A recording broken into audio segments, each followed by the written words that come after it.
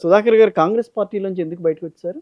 నాలాంటి వాడికి ఒక దారుణమైన ఎక్స్పీరియన్స్. వెంకటరెడ్డి అంటోడు ఎంత దారుణంగా బిహేవ్ చేసిండంటే, అంటే ఇట్స్ ఇన్సల్ట్ ఫర్ మీ. నా జీవిత కాలంలో అతిపెద్ద ఇన్సల్ట్ ఏంటంటే, కాంగ్రెస్ పార్టీలో వెంకటరెడ్డి మాట్లాడింది ఒక దారుణం అయితే, ఆ పార్టీ నాయకత్వం స్పందించినటువంటి స్థితి ఉంది కదా. అవును. నేను ఒక్కటే అనుకున్నప్పుడు, ఏది లేకున్నా బ్రతకవచ్చు కానీ కనీసం మానవ సంబంధాలు, విలువలు, ఒక కన్సర్న్ లేనటువంటి వ్యవస్థ ఉండేటువంటి దాన్ని, ఆ అరాచకాన్ని మనం మొయ్యలేం. ఎక్కడ చెడింది మీకు ఆయనతో?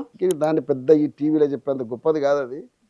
బట్ అది నన్ను చాలా అంటే చాలా మానసిక వేదనకు గురి చేసింది. నేను లేకపోయింటే ఇంత వెనక్కొచ్చి వాళ్ళ ఒక దగ్గర మళ్ళీ నిలదొక్కునే ప్రయత్నం చేయడం ఏదైతుందో, దాని వెనుక ఉన్నటువంటి బాధ నేను చెప్పలేను.